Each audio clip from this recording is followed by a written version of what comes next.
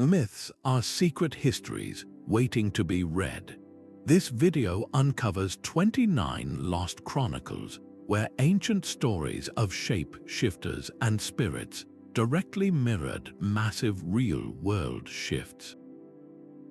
You will learn to see mythology as a coded record of human transformation, a skill that will change how you understand both the past and our present world. Why did the terrifying Norse Berserker legends surge as the climate warmed? What do African spider gods have to do with the trauma of the slave trade? By the end, you will possess a new lens for decoding the hidden messages in our oldest stories. What forgotten truth about our own society might be hiding in plain sight within a myth? Deep within the dust of ancient Mesopotamia, artisans shaped small clay figures with a profound purpose. These were not mere decorations. They were believed to be vessels for protective spirits, entities capable of shifting their form between human and animal to guard the world's first cities. This myth of the clay guardians did not appear by chance. It emerged around 4,000 years before the Common Era, a time when nomadic tribes were making the monumental leap to settled urban life. For generations, people lived on the move, their boundaries fluid and their protection tied to kinship and mobility. Now they were building walls, gates, and permanent temples. This was a terrifying new existence. How do you defend a fixed point on a map? The answer was found in myth. Archaeological digs reveal these clay figurines were placed at city gates and under temple floors. They were the spiritual militia for a new way of life, embodying the community's deep anxiety about protecting a stationary home. Their shape-shifting nature was the key. A guardian that could be a man, a lion, or an eagle was a guardian that could adapt to any threat, mirroring society's own painful shift from flexible tribal lands to rigidly defined urban space. As these cities grew more complex, so did their myths. The simple clay guardians evolved into a vast pantheon of specialized gods, each with a distinct role, reflecting the new social stratification of urban life. Kings, priests, farmers, and soldiers all had their divine counterparts. This was not just religion, it was a cognitive map for a new world, a mythological framework that gave tangible, comforting form to the most abstract and disruptive of changes. That same impulse to give form to change was unfolding along the fertile banks of the Nile. As Mesopotamian cities fortified themselves, Egypt was undergoing its own quiet revolution. The shift from hunting and gathering to organized farming was a profound renegotiation with the natural world, and it produced a pantheon unlike any other. Deities like Anubis with the body of a man and the head of a jackal were not random fantasies. They were divine blueprints for a new way of life. A jackal is a creature of the edges, of the desert that borders the cultivated black soil of the river valley. Anubis, as a psychopomp, guided souls through the ultimate transition from life to death, mirroring the society's own daily journey between the wild and the tame, between the chaos of the desert and the order of the field. His very form was a mythic lesson in balance. He was not purely animal nor purely human. He was the perfect fusion, embodying the intelligence required to manage the Nile's floods and the raw instinct needed to survive in a demanding environment. Look at Horus, the falcon-headed god. His sharp eyes surveyed the entire kingdom from a divine vantage point, just as a farmer needed to survey his fields, anticipating the arrival of water or the threat of pests. Each animal attribute was a piece of coded agricultural knowledge. The strength of a bull, the fertility of a cow, the protective strike of a cobra, these were all parts of a complex system humanity was learning to navigate. This was not about dominating nature, but about finding a place within its cycles. The myth of these hybrid gods provided a psychological framework for this new, precarious existence. For the first time, people were not just participants in nature, they were its managers, its masters in some ways, and yet entirely dependent on its whims. The gods with animal heads reminded them that they were still part of that ancient animal world, even as their human minds built irrigation canals and granaries. This is why these deities persisted for 3,000 years. They were not just religious icons, they were living memory. They preserved the story of humanity's most fundamental shift, a time when we learned to read the river and the sky, and in doing so, rewrote our own destiny. The memory of that fragile balance between field and desert, stored in the image of a jackal-headed god, would become desperately relevant when the climate itself began to turn. But the stability of Egypt's divine hybrids was a world away from the intellectual ferment brewing in ancient Greece. There, a different kind of transformation was taking root, not in the form of stable, composite gods, but in stories of chaotic, profound change. A woman flees a god's advances and in her desperation becomes a laurel tree. An arrogant weaver is challenged by a goddess and is turned into a spider, forever weaving her web. These are the Greek Metamorphosis myths, and their surge in popularity was no accident. They erupted alongside the first sparks of Western philosophy in the 6th century before the Common Era, a period of unprecedented questioning. While thinkers like Thales and Parmenides were proposing that water, or a singular, unchanging reality, was the fundamental substance of the world, poets were telling tales where identities were fluid. The myth of Daphne becoming a tree was a narrative expression of the very philosophical problem these early philosophers were wrestling with. What is the essential nature of a thing? Is Daphne's essence her human form, or is it something deeper that can be transferred into the form of a tree? Her physical appearance changes utterly, yet her core identity, her desire for freedom and safety, persists within the laurel. This was mythology doing the work of philosophy for the masses. It gave people a story to hold onto while their entire understanding of reality was being turned inside out. Before this era, the world was explained by the whims of the gods. A storm was Poseidon's anger, a bountiful harvest was Demeter's blessing. But the pre-Socratics began to suggest that underlying the apparent chaos of the world were immutable laws and essential forms. This was a terrifying, abstract, and revolutionary idea. How does a society transition from a world ruled by capricious deities to one governed by rational principles? They used the language they already understood, the language of myth. The story of Arachne is a perfect example. She challenges the goddess Athena to a weaving contest and wins. As punishment, she is transformed into a spider, yet she retains her supreme skill. On the surface, it is a simple moral fable about hubris, but on a deeper level, it explores the philosophical concept of an enduring essence.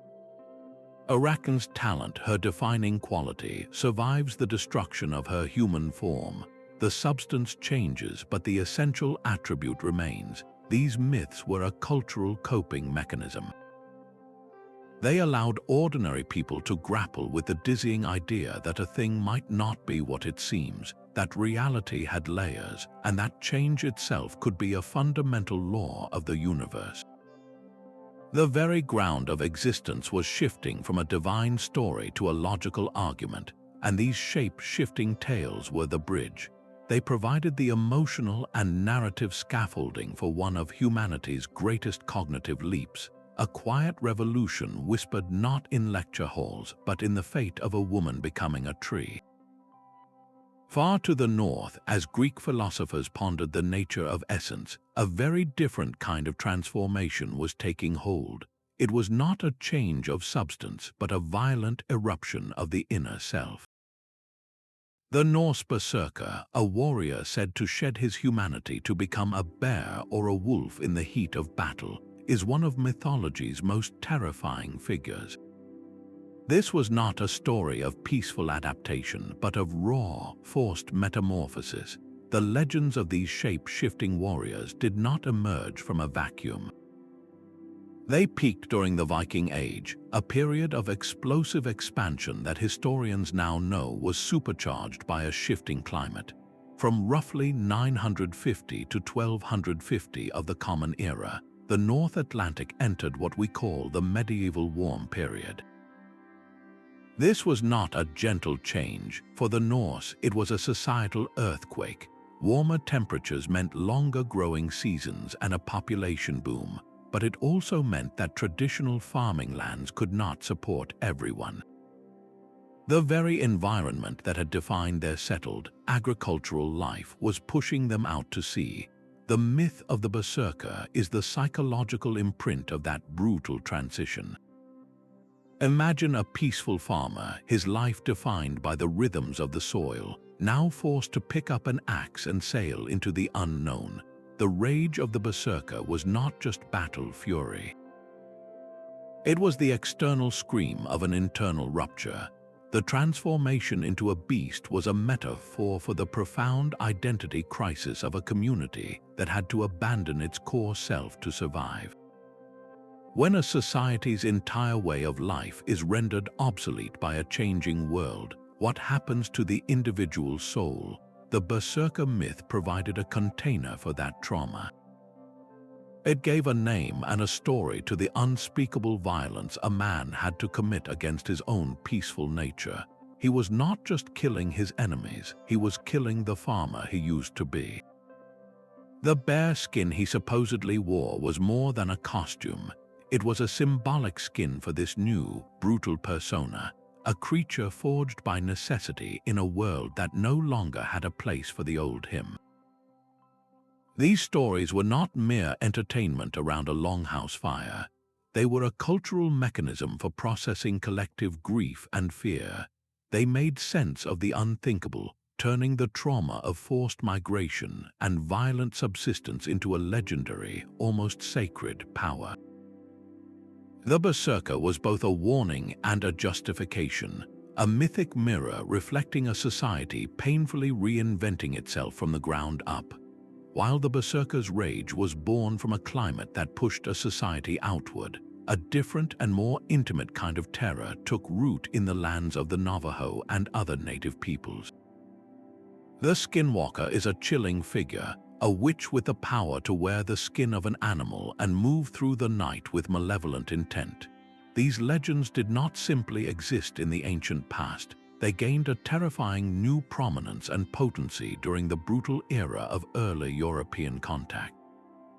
This was not a myth about adapting to the environment, but about the corruption of the human soul under immense pressure.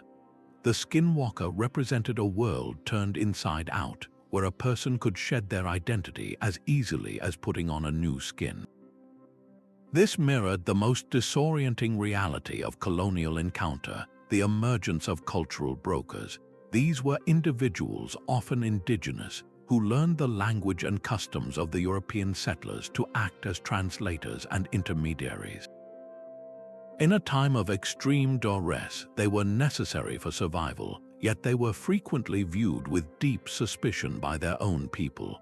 From one perspective, they were pragmatists navigating an impossible situation. From another, they were shape-shifters, people who seemed to transform, whose loyalties became fluid and untrustworthy. The skinwalker myth gave this social anxiety a monstrous face. It was a story about the fear that your own neighbor, your own kin, could be secretly working against you, that their familiar face was just a mask hiding a treacherous new allegiance. This was the ultimate cultural dislocation, when your way of life is being systematically dismantled through forced relocation, the suppression of your language, and the destruction of your social structures. The very concept of a stable identity begins to crumble. The skinwalker was the embodiment of that collapse. The myth's intensification directly correlates with historical records of this traumatic breakdown. It was a collective nightmare about contamination, about the invisible forces that could twist a person from within until they became a weapon against their own community. These stories were not just scary tales, they were a desperate attempt to make sense of a world where the most fundamental bonds of trust and tradition were being severed.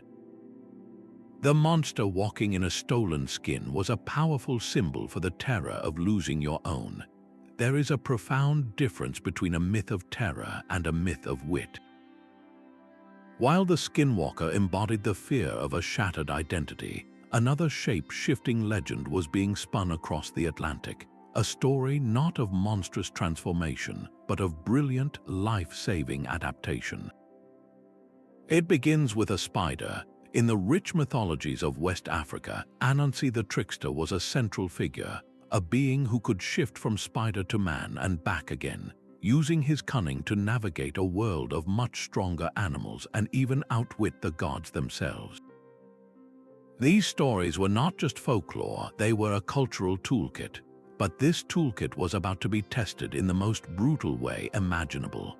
As millions of Africans were forcibly taken across the ocean in the transatlantic slave trade, Anansi traveled with them, hidden in the memories of the enslaved. His journey precisely mirrors the routes of the African diaspora, from the Gold Coast to the plantations of Jamaica, the Carolinas, and beyond. And on those plantations, under the constant threat of violence and cultural erasure, the spider god underwent his most crucial transformation. The old stories of outwitting a leopard were not forgotten, but their meaning deepened into a covert language of survival. Anansi's shape-shifting was no longer just a magical power, it was a direct mirror of the daily reality for enslaved people. To survive, one had to master a painful duality.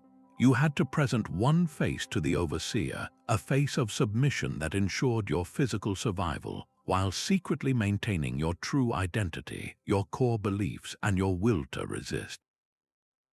Anansi, who could be a spider one moment and a man the next, was the perfect mythic representation of this necessary fluidity.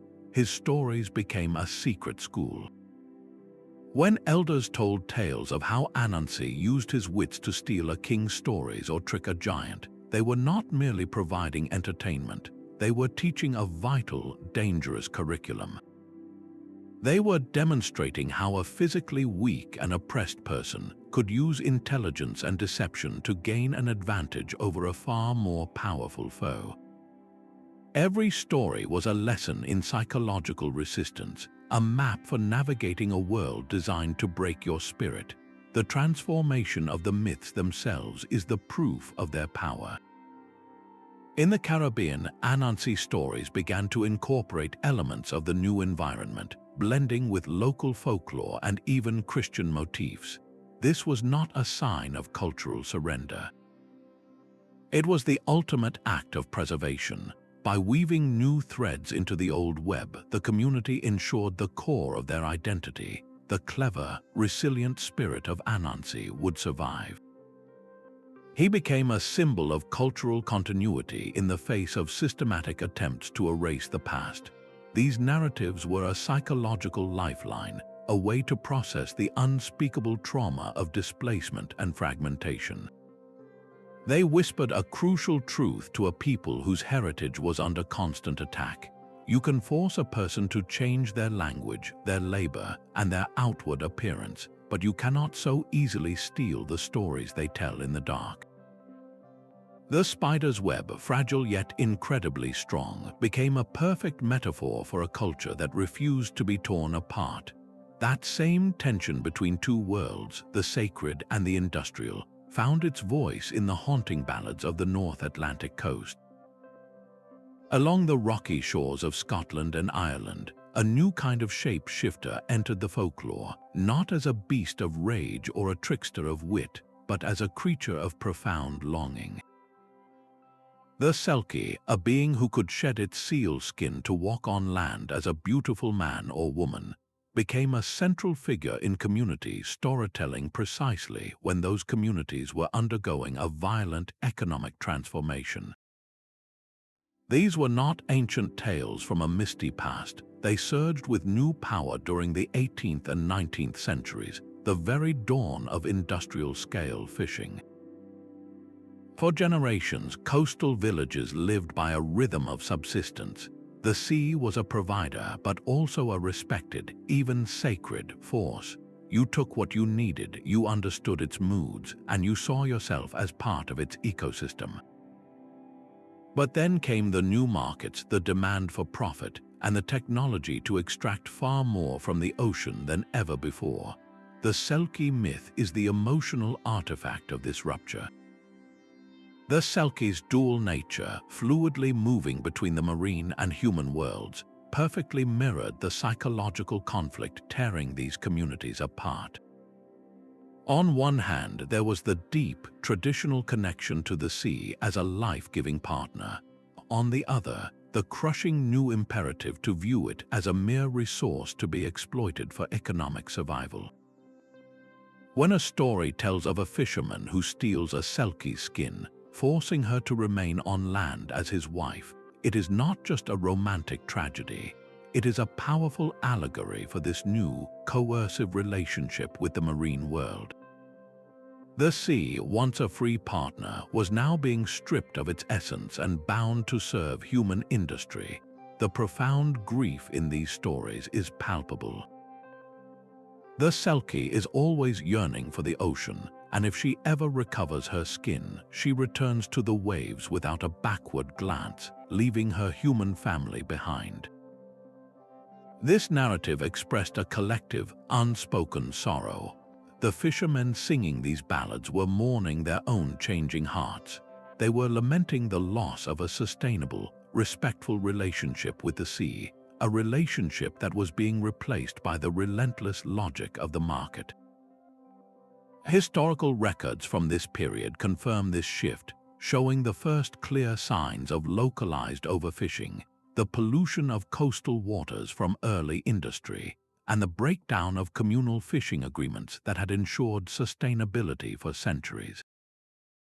The Selkie's transformation was a symbol of both the beauty of the old connection and the deep trauma of its disruption. She represented everything that was being lost, the wild soul of the ocean itself, which their new way of life was actively destroying.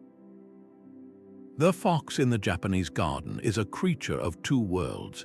Even as the Selkie mourned a lost connection to the sea, in the islands of Japan, a different shape-shifter was mastering the art of navigating a collapsing social order. The Kitsune, a fox spirit capable of flawless transformation into human form, saw its legends flourish not in a timeless past, but during the violent pivot from the refined Heian court to the age of the samurai. This was the 12th to the 14th centuries, a time when the emperor's power was fading and new warrior clans were rising from the provinces. The old aristocracy, whose status had been fixed by birth and poetic skill, now found their world dissolving. In this crucible of change, the Kitsune became the perfect mythic mirror. Its ability to shift from a wild animal to a noble lady or a humble farmer embodied the terrifying new social fluidity everyone was experiencing. A low-ranking samurai could, through clever alliance or sheer force, become a powerful lord. A wealthy merchant could buy influence that once belonged only to those of noble blood. Your position was no longer a fixed point on a map, but a role you had to perform, and perform convincingly to survive. The Kitsune's transformation was a story about this performance. It was about the masks one had to wear in an era where allegiances shifted with the seasons and yesterday's patron could be tomorrow's enemy. These stories provided a framework for understanding the dizzying, often frightening, reality of social climbing and strategic betrayal. A tale of a Kitsune marrying into a human family and bringing them great prosperity before its true nature is discovered is not merely a fantasy. It is a parable about the new, uncertain sources of power. Was that sudden wealth a blessing from a benevolent spirit or a dangerous bargain with an unknown force, much like allying with an ambitious, untested warlord? The Kitsune's dual nature, as both a divine messenger of the rice god Inari and a cunning trickster, perfectly captured the era's moral ambiguity. The same action could be seen as sacred providence or selfish deception, depending on your perspective and position.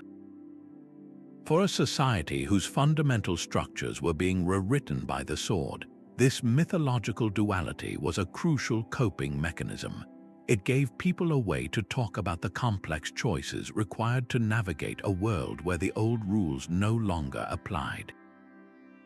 The fox spirit was a lesson in vigilance, reminding you that the elegant courtier at your gate might not be what she seems, and a lesson in adaptability, showing that the ability to change your form, your identity, even your loyalties, might be the key to your family's survival. This was mythology not as escape, but as a survival guide for a world turned upside down. High above the Valley of Mexico, where the eagle alighted on a cactus, a different kind of transformation was being codified into the very soul of an empire. The Aztec belief in the Nagual, a personal animal spirit companion, was an ancient Mesoamerican idea, but it was during the 15th century's explosive imperial expansion that these myths were woven into the fabric of the state itself. This was not a random surge of superstition. It was a direct psychological response to one of history's most dramatic political shifts. For generations, people's primary allegiance was to their city-state, their local community, and their lineage. Now they were being absorbed into a vast, centralized empire, the Triple Alliance, which demanded their labor, their tribute, and their loyalty. How does a person reconcile their deeply rooted local identity with the new, abstract demands of an imperial citizen? The Nagual provided the mythic answer. Your Nagual was your unique, personal power, an animal spirit that was yours alone, a connection to a wild, untamed essence that no empire could fully control. Yet this very personal power was also believed to be a source of strength that could be harnessed for the community's benefit, especially in warfare. This duality perfectly mirrored the individual's new position within the Aztec machine. You were expected to sublimate your personal ambitions and local ties for the good of the empire, to become a cog in a vast military and economic system. The Nagual myth gave people a way to understand this sacrifice. It suggested that even as you served the collective, a core part of your identity remained autonomous and powerful, a secret self that could shape-shift beyond the empire's reach. Historical records from codices show that the concept of the Nagual was systematically incorporated into state-sponsored religious practices and warrior training. A young man entering a military school would be encouraged to discover his Nagual, to channel that animal's ferocity and cunning in battle for the glory of Tenochtitlan. His personal spiritual journey was being directed toward an imperial purpose. This was mythology as social engineering. By giving people a framework where personal power and imperial duty were not in conflict but were two sides of the same spiritual coin, the state managed the profound tension of its own creation. The myth of the Nagual eased the psychological trauma of moving from a world of independent city-states to a world of integrated imperial subjects. It whispered that you could serve the emperor without completely erasing the self, that your inner jaguar or eagle could still soar, even as you marched in lockstep with thousands of others. This delicate balance between the individual spirit and the collective will would be tested to its breaking point when a new kind of shape-shifter arrived on their shores, one whose intentions were far more final than imperial consolidation. A river changes course, and with it, the memory of a village drowns. In the dense forests and along the winding waterways of Eastern Europe, a new kind of sorrow took shape in the 18th and 19th centuries, giving voice to a collective grief through the tragic figure of the Rusalka. She was not a monster but a ghost, a young woman who had met a violent or untimely end, often by drowning, and who returned as a shape-shifting spirit bound to the lakes and rivers she once knew. Her myth did not simply persist through these centuries, it intensified, its melancholy song growing louder as the very landscape that birthed her was systematically transformed. This was the era of agricultural modernization, a quiet revolution that tore at the roots of rural life. For generations, communities had lived by a rhythm of subsistence, their identities woven into the specific contours of a field, the bend of a particular stream, the ancient grove where their ancestors were buried. The land was not just a resource, it was a living partner in a story that stretched back for centuries. But now, driven by market forces and state policies, that story was being rewritten. The commons were enclosed, land was redistributed to create larger, more efficient estates, and new farming technologies demanded a different relationship with water, one of control and extraction rather than reverence. The Rusalka's transformation from a drowned girl into a vengeful, shape-shifting spirit was the perfect metaphor for the psychological dislocation of this era. She was a soul severed from her natural place, forced into a new and unnatural existence, forever haunting the spaces that defined her loss. Her ability to shift between a beautiful maiden and a terrifying specter mirrored the community's own fractured identity. One moment, they were the inheritors of ancient traditions, the next, they were laborers in a new, impersonal system that valued yield over lineage. When a story tells of a Rusalka luring a young man to his death in the water, it is not merely a cautionary tale. It is an expression of deep-seated anxiety about the new economic currents pulling the youth away from the old ways, seducing them with promises of a different life, only to drown them in a world devoid of their ancestral spirit. These legends peaked during periods of intense land reform, when surveys and fences redrew maps that had been held in communal memory for generations. A forest cleared for a cash crop was not just trees lost, it was the home of local spirits erased. A stream straightened for irrigation was not just a waterway tamed, it was a sacred geography violated. The Rusalka became the angry soul of that desecrated landscape. Her mournful presence by the water's edge was a constant, haunting reminder of what had been sacrificed for progress. She was the memory of the land itself, weeping for the severed connection between a people and their home. The concept of the divine avatar is one of Hinduism's most profound contributions to world mythology, a system where gods descend to earth in evolving forms to restore balance. This mythic framework did not emerge in isolation. It crystallized around 500 years before the Common Era, a pivotal moment when the ancient Vedic social order was hardening into the rigid structure we now know as the caste system. As society was being divided into fixed hereditary roles, the mythology provided a powerful narrative to explain and perhaps soften this profound shift. The Avatar stories presented a cosmic justification for the new social hierarchy. The god Vishnu, the great preserver, takes on different forms, from a fish to a tortoise to a boar, and eventually to human forms like the noble Prince Rama and the warrior Krishna. Each of these descents, known as avatars, occurs in response to a specific threat to the cosmic and moral order. This narrative directly mirrored the social logic of the caste system, suggesting that the universe itself required a structure of distinct roles and responsibilities to function harmoniously. The priest, the warrior, the merchant, and the laborer were not merely social classes, they were reflections of a divine plan for universal preservation. Yet, within this justification lay a powerful seed of hope. The very idea that a god would descend to earth was a promise. It was a guarantee that when the weight of social injustice became too heavy, when the powerful crushed the weak beyond endurance, the divine would intervene directly. This dual function made the avatar myths a perfect psychological tool for a society grappling with the tensions of its own creation.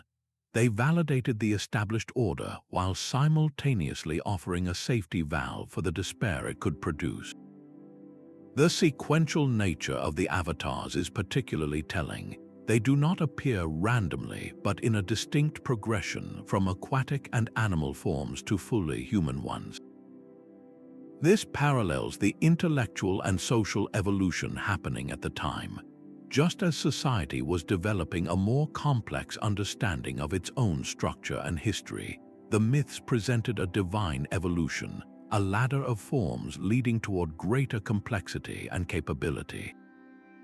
Each new avatar was suited to a specific era's crisis, reflecting an understanding that social challenges evolve and require new kinds of solutions. When we look at the historical record, the timing of these myths' codification is crucial. This was the age of the Buddha and Mahavira, a period of tremendous spiritual and social ferment where the authority of the priestly class was being openly questioned. The avatar concept served as a conservative response to this unrest, a way to channel the yearning for justice back into the established theological framework. It acknowledged the suffering inherent in a stratified world but contained the solution within the system itself, promising that transformation would come from the top down, from the divine to the human, rather than through social revolution from below.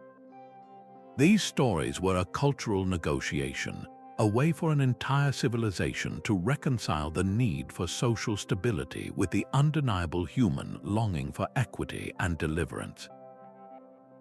They taught that your role in life might be fixed, but the cosmos itself was not indifferent to your plight. The god in the next world might very well become the king in this one, setting the stage for the next great mirror, where the myth of transformation would be used not to preserve an empire, but to tear one down from within. The Buddha's path to enlightenment was not a single life, but a cascade of many. He was a monkey, a deer, a merchant, a king, each existence a stepping stone toward his final awakening. These are the Jataka tales, and their compilation was a quiet revolution in itself, perfectly mirroring Buddhism's own profound transformation from a loose fellowship of wandering ascetics into a vast, organized monastic institution. This shift from the solitary quest for nirvana to the realities of running monasteries, managing land, and establishing schools required a new kind of spiritual psychology. How could one reconcile the ultimate goal of non-attachment with the daily demands of community life? The Jataka tales provided the answer. They were a mythological blueprint for this very adaptation. In one story, the Buddha, in a past life as a monkey king, sacrifices his own body to save his tribe. In another, as a noble stag, he teaches a human king about justice. These were not just charming animal fables, they were powerful narratives demonstrating how the core principles of compassion and self-sacrifice could be lived out in countless different forms, from the wild forest to the royal court. The compilation of these tales into a formal canon did not happen by chance.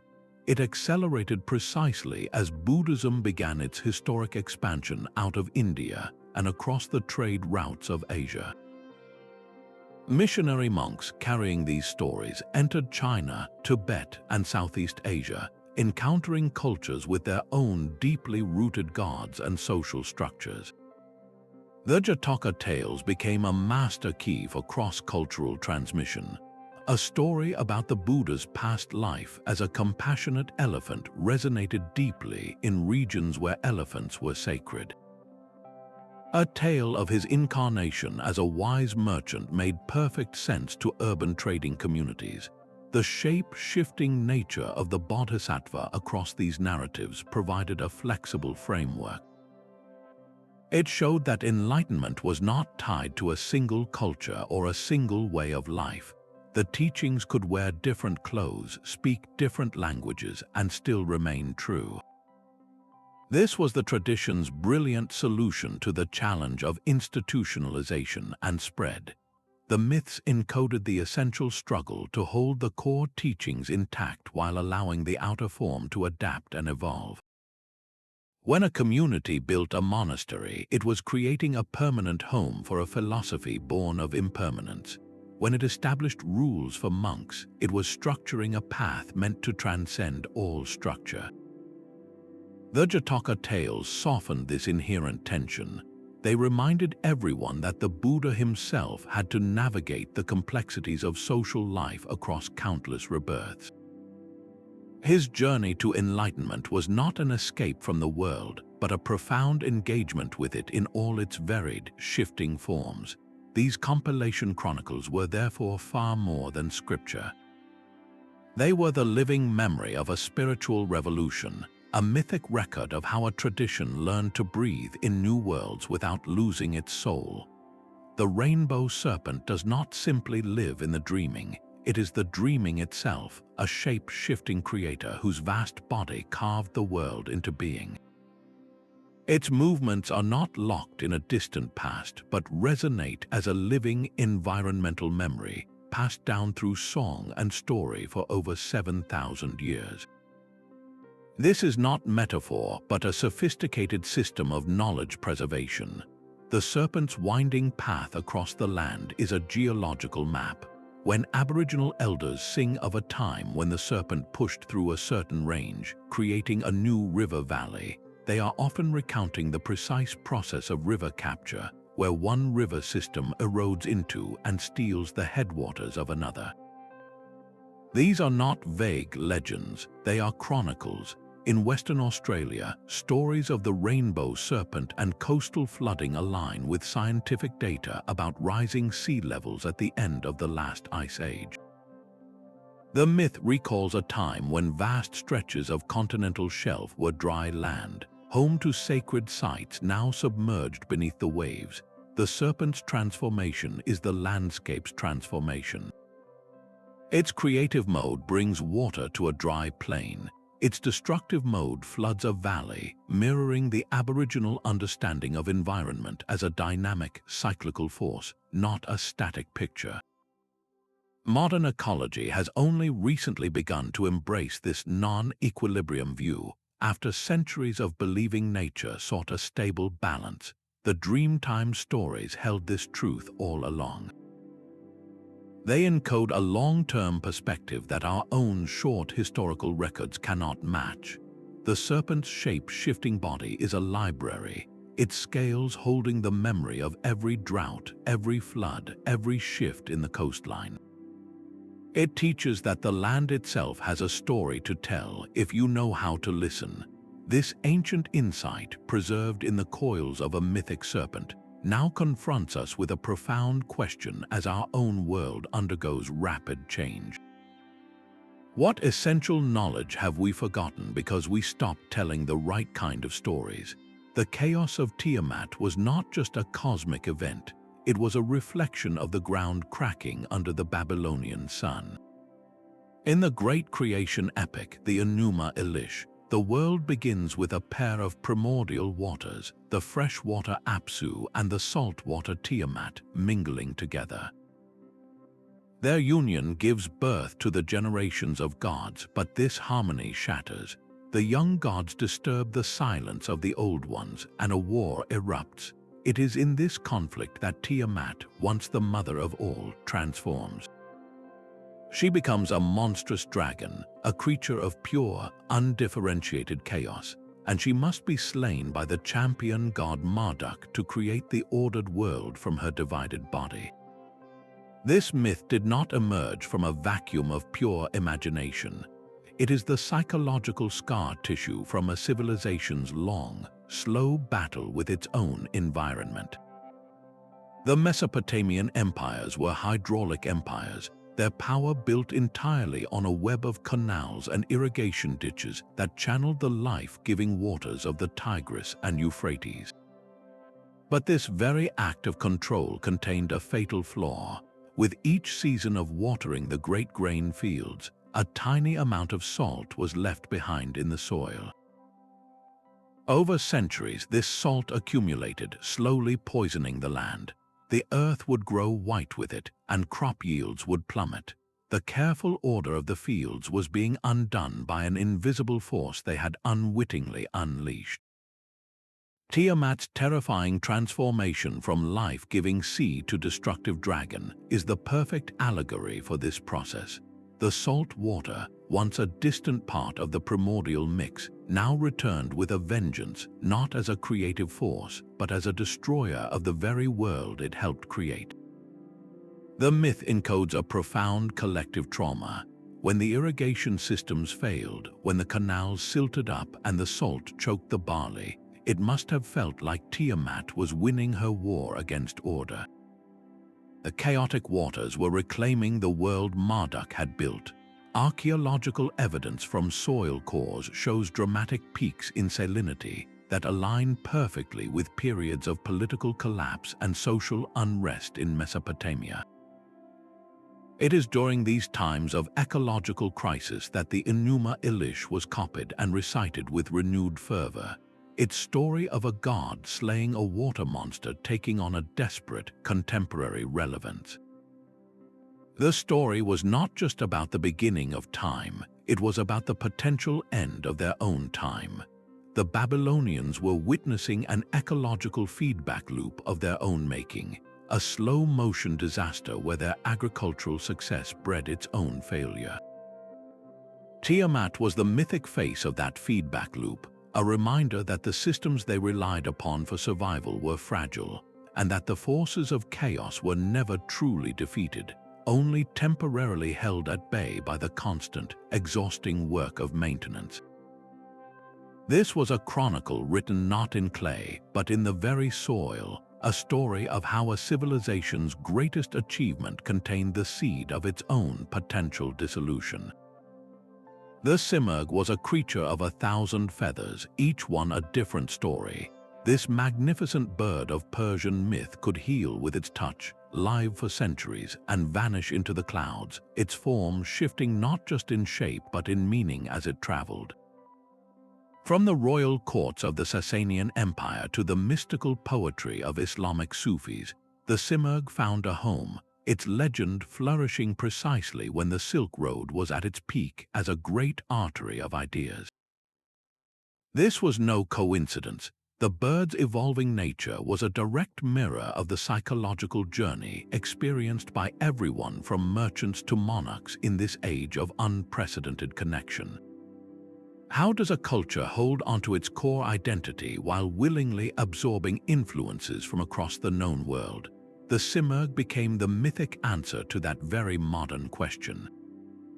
In the Zoroastrian tradition, it was a sacred creature, a purifying force nesting in the tree of all seeds. Later, in the epic Shahnameh, it raised the hero Zal, teaching him the wisdom of the ancients. But then, in the profoundly influential Sufi work The Conference of the Birds, the Simurgh transformed once more, becoming a sublime metaphor for God. A divine presence that 30 birds discover is actually their own collective reflection after a long and arduous quest. This was not a contradiction, it was cultural synthesis in mythic form. The bird's ability to embody all these roles, from royal guardian to divine essence, represented the creative hybridization happening in bustling Silk Road caravanserais. A Persian potter might incorporate Chinese dragon motifs into a vase depicting a Zoroastrian ceremony. A mathematician from Baghdad would build on ideas from India and Greece. The Simurgh was the mythological container for this entire process, a single, flexible symbol that could hold multiple truths without breaking. These stories peaked during the Sasanian and early Islamic periods, moments when Persian culture was consciously preserving its ancient Zoroastrian heritage while actively engaging with influences from China, India, and the Mediterranean. The myth gave people a way to process this complex negotiation. It whispered that adopting a new idea or artistic style did not mean erasing the old. Just as the Simurgh remained itself even as its symbolic meaning shifted from one tradition to the next, so too could a person or a culture integrate foreign elements while retaining its fundamental soul. The bird's legendary ability to heal represented the soothing of the cultural anxiety that inevitably comes with such profound exchange.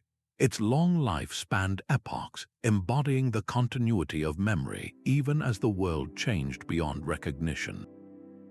When the 30 birds in the Sufi poem finally reach their goal and see the Simurgh in themselves, the myth delivers its most profound insight. True identity, whether for a person or a civilization, is not a fixed point to be defended, but a beautiful, ever-evolving reflection of everything it has encountered on its journey. Viracocha walked the high Andes as a humble man in a simple cloak. This creator god of the Inca did not arrive in a blaze of divine glory, but as a wanderer, a teacher who could shift his form between mortal and divine. His emergence as a central state deity was no accident of faith. It was a calculated mythological response to one of history's most rapid imperial expansions. In the 15th century, the Inca transformed from a local kingdom in the Cusco Valley to a sprawling empire, Tawantinsuyu, stretching across thousands of miles and encompassing dozens of distinct ethnic groups, each with their own gods, languages, and customs.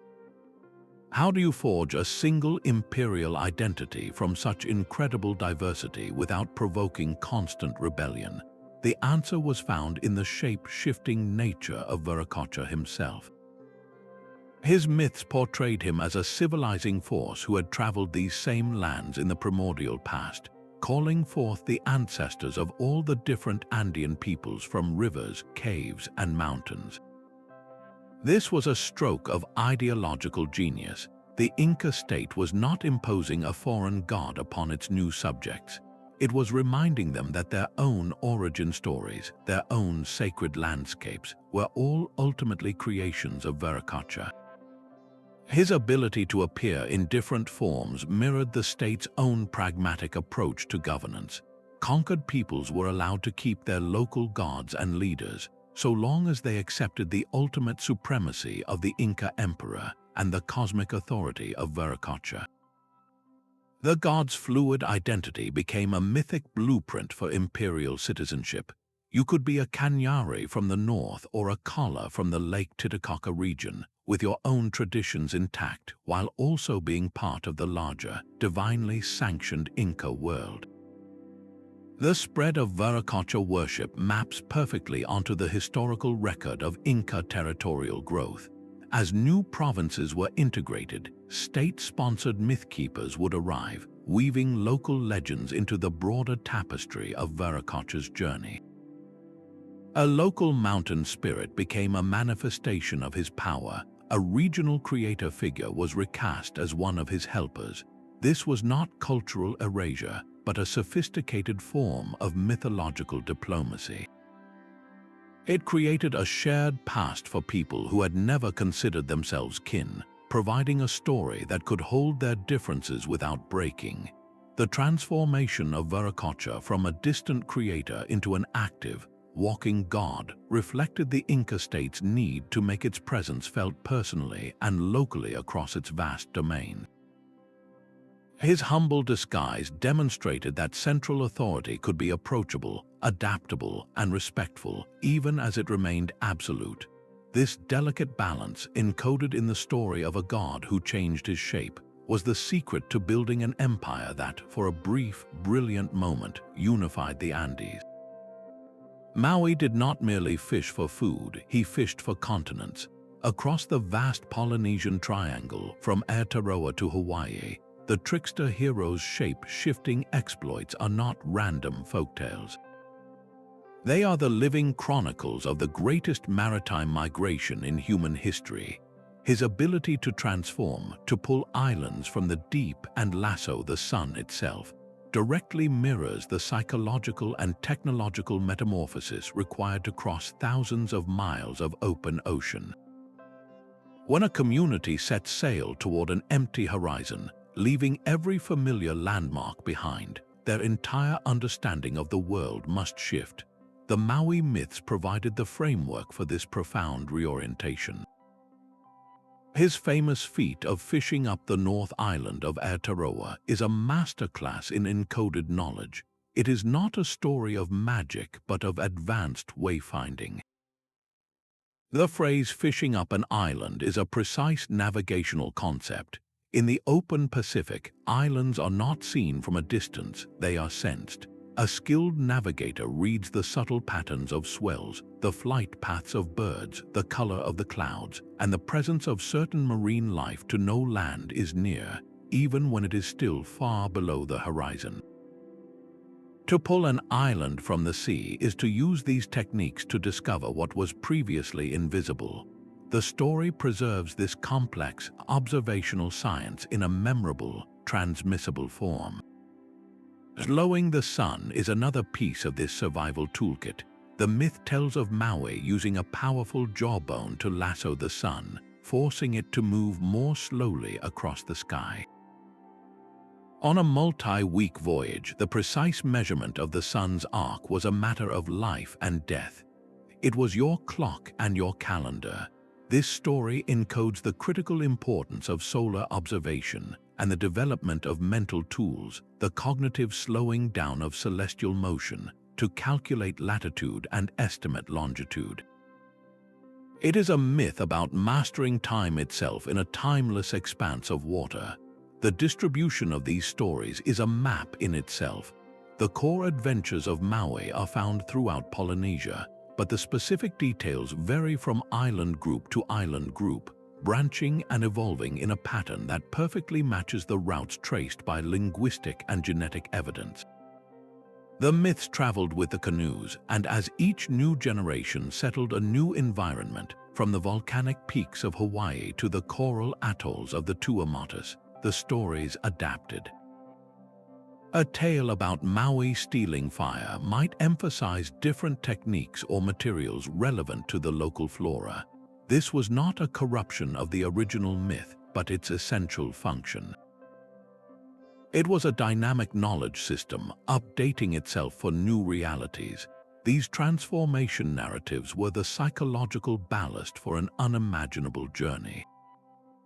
To leave a known world for a hypothetical one requires a form of collective madness, or perhaps a collective faith so strong it can reshape reality.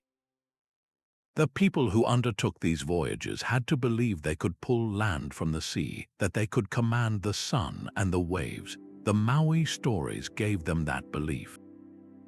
They were not just listening to a legend, they were rehearsing a mindset. The trickster's shape-shifting prowess became their own spiritual and intellectual flexibility, the ultimate adaptation for a world without boundaries. A druid could become a stag, vanishing into the forest that was his sanctuary and his classroom. This potent ability, recorded by Roman historians with a mixture of fear and fascination, was far more than a magical power. It was the mythic echo of a civilization learning to wear a mask. As Roman legions marched through Gaul and Britain, their conquest was not merely military, it was cultural, an aggressive campaign to replace Celtic social structures with the institutions of Rome. The Druids, the intellectual and spiritual heart of these societies, were specifically targeted, their groves cut down and their influence systematically dismantled. In this crucible of subjugation, the lore of their shape-shifting intensified, becoming a powerful allegory for the only path to survival. The transformation into an animal was a story about the psychological split forced upon a conquered people.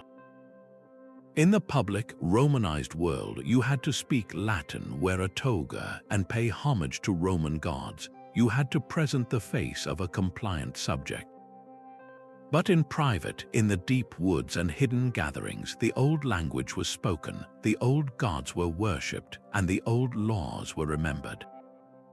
The druid who could shift into a stag was the perfect symbol for this necessary duality. He moved fluidly between two worlds, his true identity protected by a powerful disguise. These myths encoded the core strategy for cultural continuity. The animal forms, the stag, the boar, the salmon, were not random. They were deeply tied to Celtic clan totems and symbols of sovereignty. To transform into one was to reaffirm a connection to a heritage that was under direct assault. The stories taught a crucial lesson. To preserve your soul, you sometimes had to hide it behind the skin of a beast. The intensification of these tales during the most aggressive periods of Romanization, as recorded in later Irish and Welsh cycles, is telling. They are not chronicles of a lost golden age, but active, evolving narratives of resistance. They provided a framework for understanding the complex identity negotiations of daily life. How could a chieftain swear allegiance to a Roman governor while still holding the loyalty of his people? He had to be like the Druid, possessing a public form and a private, more powerful essence. This mythological lens reframes the Roman conquest not as a simple story of victor and vanquished, but as a tense, ongoing negotiation. The trauma of cultural loss was real, but the response was not mere surrender. It was a strategic retreat into the realm of story, where the core of an identity could be preserved, waiting for a time when it could safely step back into the light.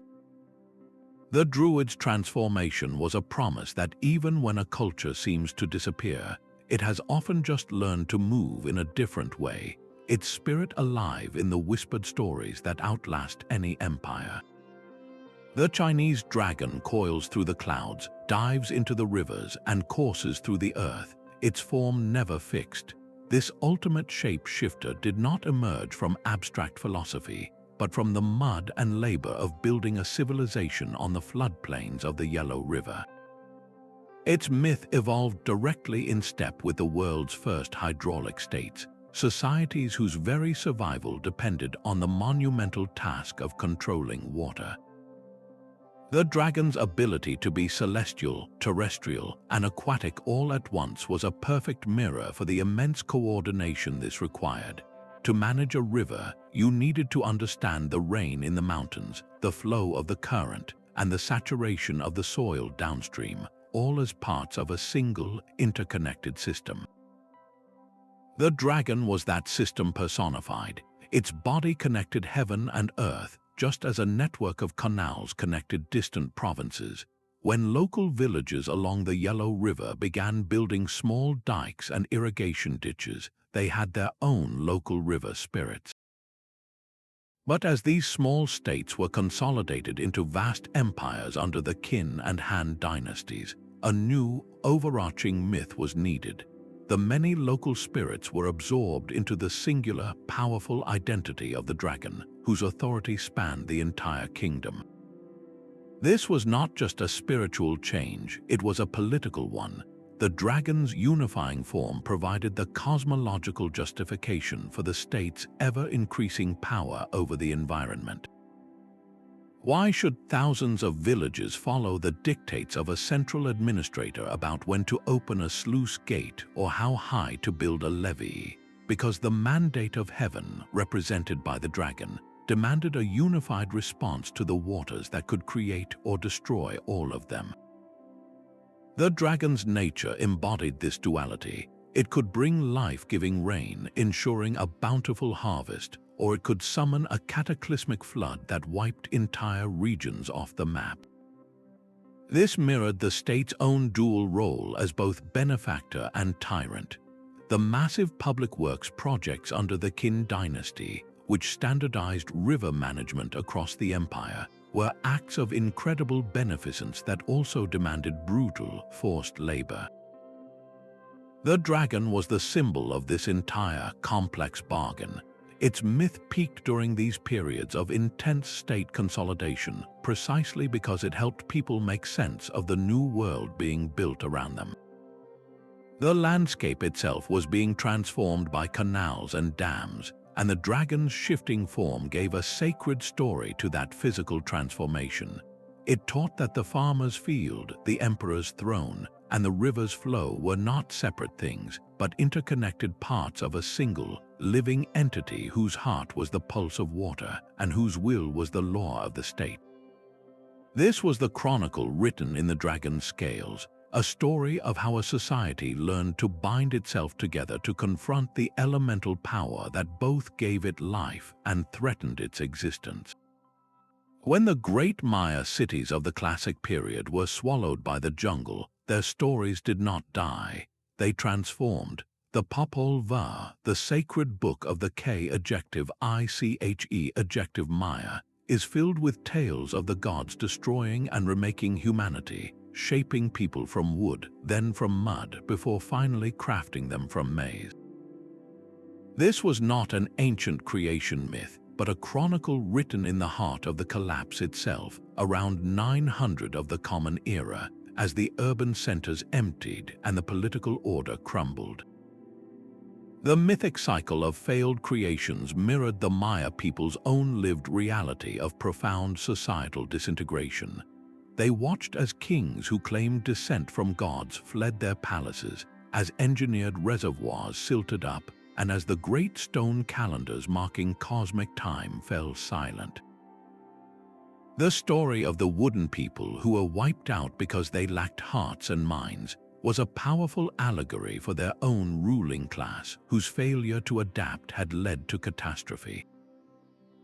The subsequent creation from maize, which finally produced true humans, was not a story about a distant past. It was a blueprint for a necessary future.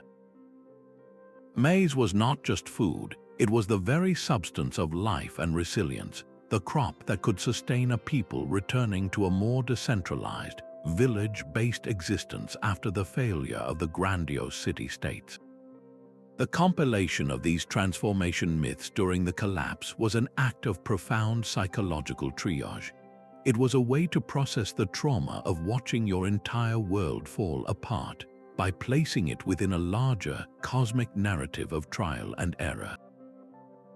The message was clear: civilizations like the gods' experiments could fail, but humanity itself could be remade. Each new human form in the Popol Vuh was an adaptation, a lesson learned from the mistakes of the previous incarnation. This provided a framework for hope amidst the ruins. It taught that the collapse of a political system was not the end of the world, but a painful, necessary step in a longer cycle of regeneration. The myth encoded the memory of the collapse, ensuring that future generations would understand that their ancestors had faced annihilation before and had found a way, through humility and a return to the sustaining power of the land, to begin again. A ghostly cavalcade thundered through the dark forests of medieval Germany, a spectral army led by a shape-shifting figure who was sometimes Odin, sometimes a local ghost, and sometimes the devil himself. This was the Wild Hunt, and its terrifying legends did not simply persist through the early Middle Ages. They grew more vivid and widespread, their fury echoing the profound spiritual war being waged across Northern Europe. From the 8th to the 11th centuries, as Christian missionaries systematically worked to dismantle pagan traditions, the mythology of the hunt transformed into a powerful psychological battleground. The chaotic procession of spirits and shapeshifters rampaging across the countryside was a perfect allegory for the cultural chaos of forced conversion. It represented the old, untamed natural world of Germanic belief, a cosmology deeply tied to the cycles of the forest and the fury of the storm, now suddenly declared demonic. The hunt's leader, a figure who could shift his identity from a revered god to a damned specter, mirrored the painful, uncertain journey of the individual convert. Was the god your grandfather worshipped now a monster? Was the familiar spirit of the local spring now a damned soul? The shape-shifting nature of the hunt's participants gave this internal conflict a mythic language. A person living through this period had to navigate a world where their deepest spiritual anchors were being pulled up and redefined. Publicly, they might attend a new Christian church and recite new prayers. But privately, the old stories still held power, their figures now transformed into the terrifying phantoms of the Wild Hunt. these stories became a covert vessel for preserving a displaced worldview. When a community whispered about seeing the hunt pass overhead, they were not just sharing a scary story. They were secretly reaffirming the existence of the old gods and spirits, now forced into a new, frightening guise to survive the scrutiny of the new religious authorities. The myth provided a safe, deniable space to process the grief and terror of cultural loss. It allowed people to explore the tension between the ordered, salvation-focused world of the church and the wild, cyclical, and morally ambiguous world of their ancestors. The hunt's association with specific times of the year, like the turbulent period around the winter solstice, tied it to the very pagan festivals that Christian leaders were most eager to suppress and replace. By transforming these sacred times into nights of supernatural danger, the myths simultaneously preserved their importance and acknowledged the new religious reality. This was not a simple story of good versus evil. The wild hunt was a complex cultural dream, a narrative space where an entire society could work through the trauma of having its spiritual identity torn in two. It was the sound of the old world refusing to be silenced even as it was chased into the shadows. A riddle in stone guards the edge of the desert. The Great Sphinx of Giza is the most famous, but it was not alone. Across the collapsing Bronze Age world, from Greece to Anatolia and the Levant, images of the Sphinx surged into prominence. This was no artistic coincidence. It happened around 1200 years before the Common Era, the precise moment the sophisticated international system of the late Bronze Age shattered. Palaces burned, trade routes disintegrated, and literacy itself retreated. In this crucible of chaos, the Sphinx, a creature of impossible fusion, became a powerful symbol for a terrifying but necessary process. Its very body was a hybrid, combining the head of a human with the body of a lion, embodying the synthesis of intelligence and raw power. This mirrored the desperate cultural hybridization happening on the ground. As centralized palace economies vanished, survivors from different shattered civilizations, Mycenaean Greeks, Hittites, Egyptians, and Canaanites, were forced together. They had to pool their knowledge, their technologies, and their stories to endure. The Sphinx composite form was a mythic blueprint for this survival strategy. It showed that the way forward was not to retreat into purity, but to courageously combine elements that had once been separate. The creature's famous riddle, which asked what walks on 4 legs in the morning, 2 at noon, and 3 in the evening, was about transformation itself. The answer, a human, points to the stages of a single life, but in the context of collapse, the riddle took on a deeper societal meaning. How does a civilization progress through different stages of development, especially when it has been violently thrown back to a more primitive state? The myth suggested that the key to navigating this painful regression and eventual regeneration was self-knowledge. You had to understand your own nature, your own capacities to adapt. Archaeological evidence from this period shows a fascinating pattern. In places like ancient Ugarit, a vibrant port city destroyed in the collapse, we find Sphinx imagery appearing alongside objects from multiple cultures: Cyprus, Egypt, the Aegean. The ruins tell a story of sudden, violent end, but the art hints at the intense cultural exchange that preceded it and likely informed the recovery that followed. The Sphinx myths provided a cognitive framework for this messy, painful process of rebirth. They encoded a crucial lesson for preserving sophisticated knowledge in a simplified world. The human head of the Sphinx represented the abstract knowledge of scribes and administrators, the complex systems of law and trade that were being lost. The powerful lion's body represented the raw, practical strength and instinct needed for basic survival. The myth taught that for civilization to live on, these two needed to be fused. The mind had to learn to work through the body again. The old specialized knowledge of the palace bureaucrat had to be made relevant to the farmer rebuilding his village. The proliferation of Sphinx imagery was not a lament for a lost golden age. It was a stubborn declaration of a future being built from the broken pieces of the past, a future that required answering the most difficult riddle of all: how to remain human when the world has come apart. High on the Tibetan plateau, a monk's focused meditation could give birth to a being of thought and energy, a tulpa that might one day walk the world on its own.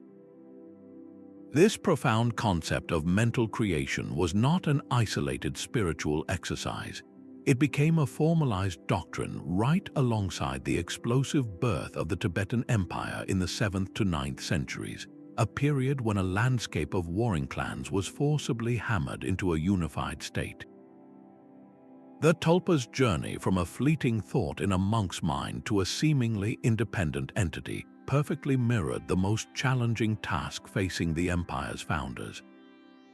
How do you make an abstract idea like centralized authority feel real to people whose entire history is one of local chieftains and tribal loyalty? The tulpa was the mythic answer. Its very nature demonstrated that a concept, through sustained focus and collective will, could take on a life of its own. The early emperors were doing precisely this with the idea of Tibet itself.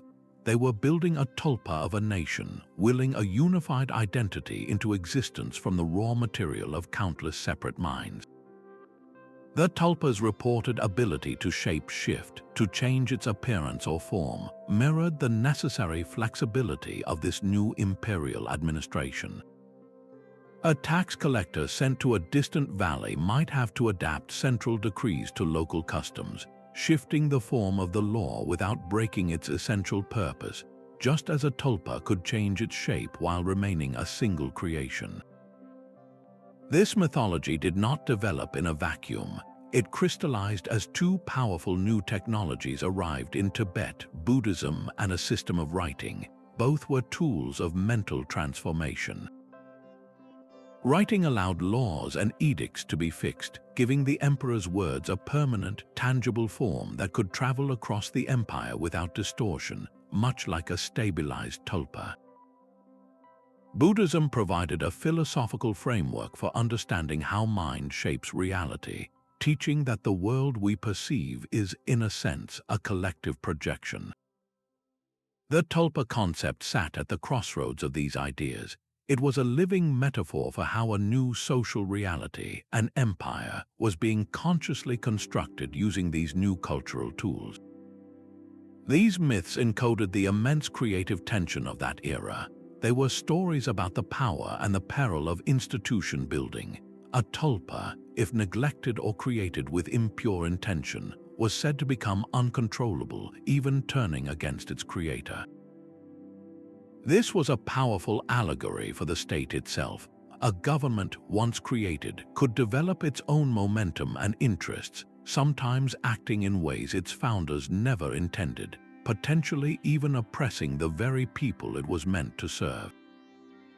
The Tulpa Chronicles are therefore a record of a profound psychological shift, a society learning to believe in things that did not exist until they were collectively imagined into being, from the borders of an empire to the authority of a distant king. They remind us that every state is, at its beginning, a thought form made flesh, a collective agreement that gives shape to our world. Deep in the Amazon, the shaman's low growl was not a sound of fear, but a declaration of war. When European colonizers pushed into the rainforest, they encountered more than just physical resistance. They faced a spiritual insurgency woven into the very fabric of jaguar shamanism. The belief that a human could transform into this apex predator was an ancient one, but its practice intensified dramatically during the 16th and 17th centuries, the peak of colonial incursions. This was no coincidence. The jaguar's metamorphosis became a powerful mythic mirror for the desperate, dualistic strategy required to survive. To fight an enemy with guns and steel, a community needed more than human cunning. It needed the jaguar's explosive power, its stealth, and its intimate knowledge of the territory. The shaman who could shift between these two states embodied the perfect guerrilla fighter, blending strategic intelligence with untamable ferocity. These transformation rituals were far more than symbolic acts. They were a form of psychological armor and a command structure. In a world where villages were being scattered by violence and disease, the shared belief in the jaguar shaman provided a cohesive force that held resistance networks together across vast distances. A shaman in one village, believed to be patrolling the spirit world in jaguar form, could coordinate with allies in another, their shared mythology creating a secure channel of communication and mutual trust that colonial authorities could not penetrate. Anthropological studies of contemporary Amazonian groups who preserved these traditions show a clear pattern. The rituals were most elaborate and frequent during times of external threat, serving to unify the community, channel collective anger into a focused force, and empower individuals who felt physically powerless. The act of becoming the jaguar was a process of transcending human limitation, of accessing a reservoir of strength and courage that made facing a musket-bearing soldier possible. This was a mythological technology for processing the unspeakable trauma of conquest. It allowed a people to reframe their desperate struggle not as a hopeless last stand, but as a sacred duty, a spiritual battle fought on both physical and metaphysical planes. The jaguar's form was a perfect vessel for this resistance. It was a creature the colonizers feared, a master of the environment they sought to tame, and a symbol of an autonomy that could not be so easily chained. In the shaman's transformation, a shattered community found a story that made them powerful again, a chronicle written not in ink but in the language of survival. A young acrobat's body arches over the horns of a charging bull, captured in a vibrant fresco on a Minoan palace wall. This was more than a sport or a ritual. It was a vivid chronicle of transformation painted at the very moment Crete was reinventing itself. Between 2,000 and 1,500 years before the Common Era, this island society shifted from a life of local subsistence to the heart of a vast maritime trading network, connecting the empires of Egypt, the Levant, and the Aegean. The bull-leaping frescoes showing humans in fluid, gravity-defying interaction with a powerful sacred animal provided the psychological script for this dizzying new reality. The acrobat's leap was a perfect allegory for the risks and rewards of engaging with the wider world. Just as the leaper had to place their trust in the bull's raw power and their own precise timing, so too did Minoan traders have to navigate the unpredictable currents of foreign markets and the powerful, established civilizations they encountered. The entire sequence, from grasping the horns to the mid-air somersault and the final dismount, mapped onto the perilous journey of a merchant voyage, launching into the unknown, navigating a dangerous passage, and landing safely with newfound wealth and knowledge. These images did not depict a static god or a royal procession. They showed a dynamic process of becoming. The leaper, for a fleeting moment, existed in a space between human and animal, between the ground and the air. This mirrored the essential identity negotiation of the Minoan people themselves. To succeed as commercial intermediaries, they had to be culturally fluid, able to understand Egyptian customs, Mycenaean demands, and Anatolian tastes, all while remaining distinctly Minoan. The bull leaper never becomes the bull, just as the Minoans did not become Egyptians. The transformation was in the relationship, the mastery of interaction. The peak of these artistic depictions aligns perfectly with archaeological evidence of Crete's greatest commercial reach, when Minoan pottery, textiles, and administrative styles were found across the eastern Mediterranean. In the grand palaces like Knossos, where foreign dignitaries would have been received, these frescoes were a powerful statement. they communicated a core cultural truth to their guests. We are a people who master transformation. We engage with powerful forces, both animal and foreign, and we emerge not conquered but elevated. The myth encoded in these paintings was a survival guide for a cosmopolitan age, teaching that your core identity is not diminished by contact with others, but is instead defined by the grace and skill with which you make the leap. A merchant in a Baghdad market could not always trust the face before him. The jinn were masters of the unseen world, beings of smokeless fire who could shift their form at will, appearing as a beautiful stranger, a helpful servant, or a terrifying beast. Their lore did not remain a simple desert superstition. It blossomed into an intricate mythology of transformation, precisely as the cities of the Islamic world exploded into global commercial hubs. From the 8th to the 12th centuries, places like Baghdad, Cairo, and Cordoba became crucibles of social fluidity, where a clever merchant could amass a fortune, a scholar could gain influence across continents, and an artisan's craft could bring him before a caliph. This was the urban commercial revolution, and the shape-shifting jinn were its perfect psychological mirror. Their ability to change form and inhabit liminal spaces, the thresholds between buildings or the moments between night and day, mirrored the experience of social mobility in these new cosmopolitan centers. In a world where your status was no longer purely determined by your birth, but by your wit, your wealth, and your knowledge, identity itself felt fluid. The merchant who dressed in fine silks to meet a prince one day was the same man who had haggled in a dusty port the month before. He was navigating different social skins, much like a jinn shifting its appearance. The stories from collections like the 1001 Nights are filled with these transformations. A poor fisherman releases a jinn from a lamp and is suddenly vaulted into a world of palaces and power. A humble merchant outwits a mischievous jinn and secures his family's future. These were not just fantastical tales. They were frameworks for understanding the new, volatile nature of wealth and opportunity. The jinn represented the invisible forces of the market itself, capricious and powerful, capable of bestowing incredible fortune or wiping it out in an instant. Their transformations explored the promises and perils of this new social order. A jinn could appear as a benevolent benefactor, offering the kind of patronage that a rising merchant or scholar might desperately seek from a powerful court official.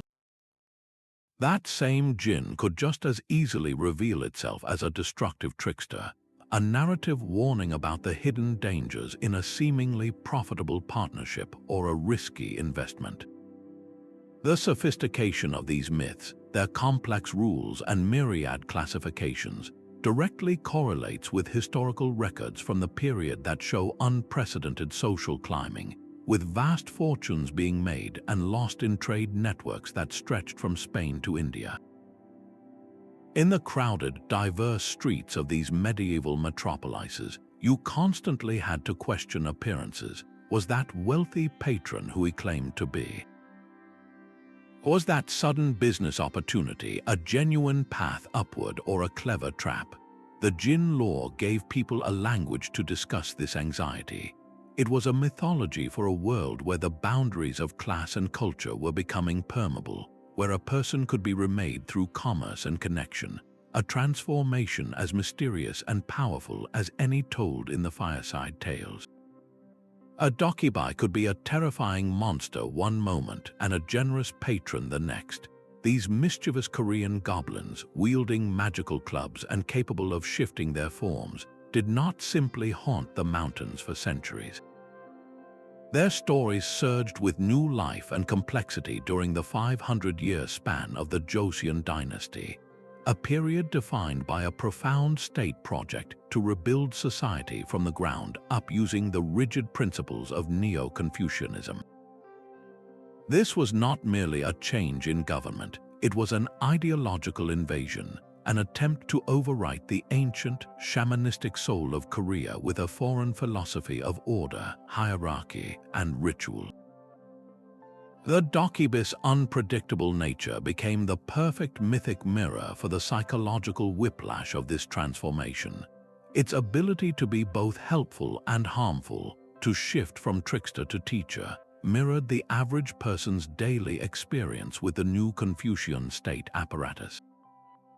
A local magistrate trained in Chinese classics could arrive in a village and be a fair arbiter of justice, his rulings bringing order and resolving disputes, much like a doki, by rewarding a humble woodcutter with gifts. That same magistrate could also be a corrupt tyrant, demanding excessive taxes and enforcing brutal laws that shattered families, echoing the tales where a dokibai plays cruel tricks or steals a family's livelihood. The dokibis' fluid identity, neither fully god nor fully demon, represented the cultural synthesis that was the only path to survival. The state preached a philosophy of absolute filial piety and ancestral worship, demanding that all spiritual energy be directed upward through a strict family hierarchy that mirrored the political hierarchy of the king. But the people still lived in a world animated by local mountain spirits, mischievous household gods, and the raw, untamed power of the natural world, the domain of the shamans.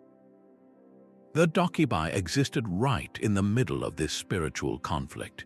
It was a being that engaged with humans on a personal, often very local level, bypassing the formal, impersonal channels of the Confucian universe.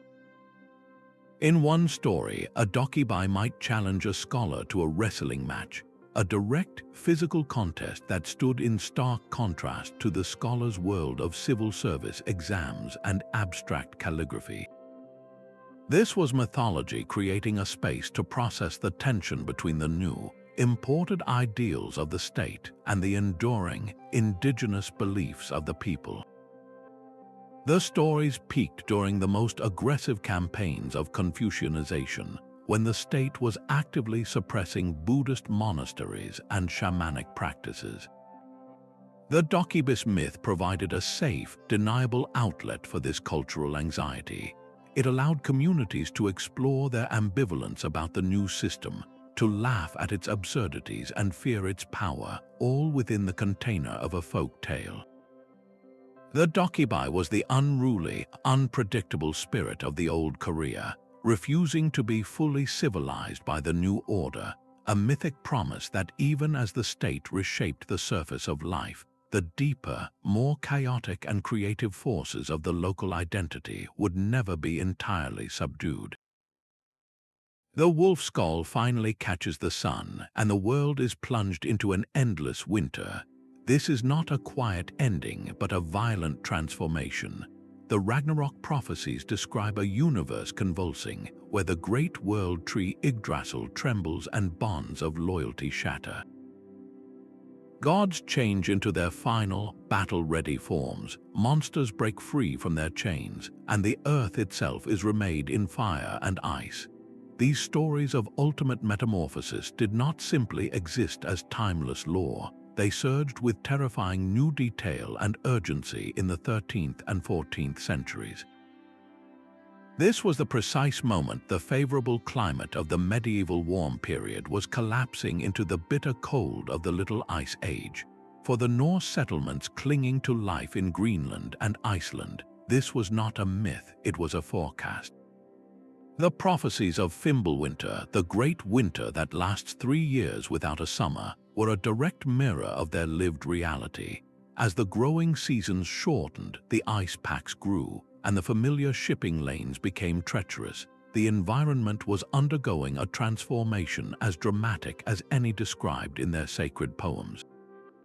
The Ragnarok myths became a cultural lens for processing this unthinkable environmental stress. The monstrous wolf Fenrir, breaking his magical bonds to run free, was a symbol of nature itself turning against them, no longer restrained by the old patterns and predictable cycles. The gods preparing for a final battle they knew they would lose mirrored the desperate, often futile, adaptations of the settlers, who watched their fields fail and their social order disintegrate. Yet within this apocalyptic narrative was a crucial seed of hope. Ragnarok does not end with utter annihilation. A new, green world rises from the sea, and a new generation of gods, bolder among them, returns to inhabit it. This promise of regeneration was as vital as the warning of collapse. It provided a psychological framework for enduring catastrophic loss, suggesting that even the end of their world was part of a larger, cyclical process of death and rebirth. The myths became a communal coping mechanism, a story that allowed them to face the encroaching ice with a sense of cosmic purpose rather than mere despair. Archaeological evidence from Greenland confirms this slow-motion disaster, showing how Norse farms were gradually abandoned as the permafrost advanced and trade with Europe withered. The stories they told around their fires of a world consumed and then born again were a chronicle of their own potential end and a fragile hope for a future they would never see. This mythology was a profound preparation for the unimaginable, teaching that to survive a transformation of the world, you must first be able to imagine it. A golden Garuda and a jeweled Naga coil around the same temple spire, their eternal struggle frozen in stone. This was not a contradiction, but a conversation. Across Southeast Asia, from the jungles of Cambodia to the islands of Indonesia, shape-shifting myths of these divine creatures surged into prominence during a millennium of profound synthesis from the 5th to the 15th centuries. This was the great fusion of Hindu and Buddhist traditions with the deep-rooted indigenous beliefs of the region, and the transformation of Garuda and Naga was the mythic engine of that fusion. Garuda, the divine eagle-man mount of the Hindu god Vishnu, was a being who could shift between bird and human form, a creature of the heavens. Naga, the serpent deity, was a master of the earth and the underworld, a shape-shifter who could appear as a human or a cobra. Their legendary rivalry, depicted in endless temple carvings, was far more than a borrowed Indian epic. It became a dynamic metaphor for the psychological process of syncretism itself. The struggle between the celestial Garuda and the chthonic Naga mirrored the creative tension between the incoming, structured cosmologies of India and the local, earth-centered spirit traditions of Southeast Asia. Was this a battle to the death or a necessary balancing dance? The myths suggested the latter. In many local adaptations, the Nagas were not simply vanquished. They were respected, often becoming protectors of the Buddha or guardians of temple treasures, their earthly power integrated into the new spiritual order. This narrative flexibility provided a framework for communities to absorb foreign ideas without feeling they were erasing their own ancestral world. The peak of these transformation stories aligns perfectly with historical evidence of the most intense cultural exchange. When Srivijaya sailors dominated the trade routes or Khmer kings built Angkor Wat, they were not merely importing Indian religion, they were engaging in a complex act of translation. A local river spirit, once worshipped for centuries, could be understood as a manifestation of a Naga.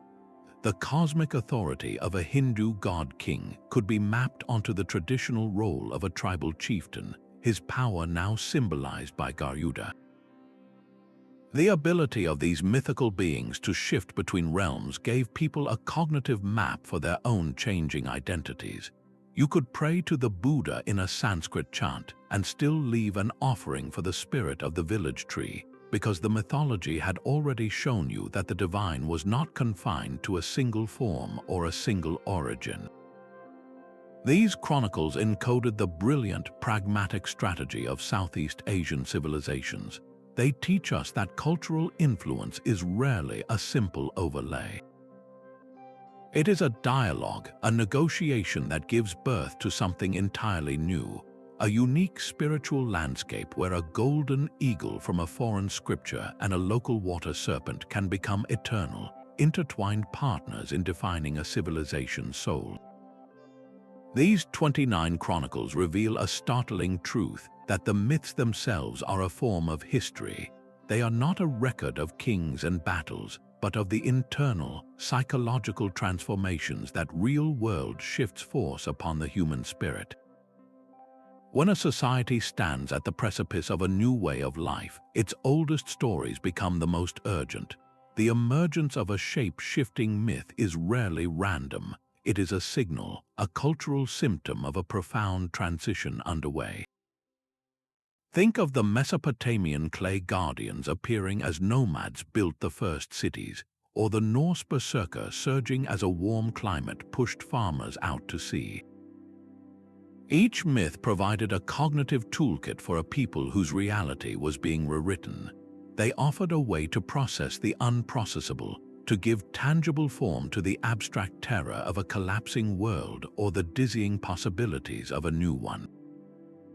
A farmer forced to become a Viking raider could not easily articulate his inner turmoil, but he could understand the story of a man transforming into a bear, channeling a primal rage that was both necessary and terrifying. These narratives encoded survival strategies. The Anansi stories taught covert resistance and psychological duality to the enslaved, while the Maya Popol Vuh reframed civilizational collapse as a cosmic cycle of failure and regeneration, offering hope where none seemed to exist. The myths also functioned as long-term memory. The Aboriginal rainbow serpent holds geological records of sea level rise, and the Mesopotamian epic of Tiamat encodes the slow trauma of soil salinization, preserving environmental knowledge across hundreds of generations in a way that raw data never could. Most powerfully, these transformation stories created a symbolic space for negotiating identity.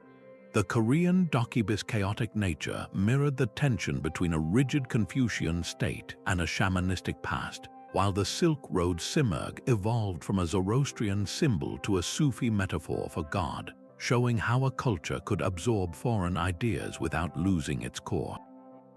The specific form of the metamorphosis always mirrors the specific challenge. A society fragmenting under colonial pressure produces the skinwalker, a myth of corrupted identity and hidden treachery.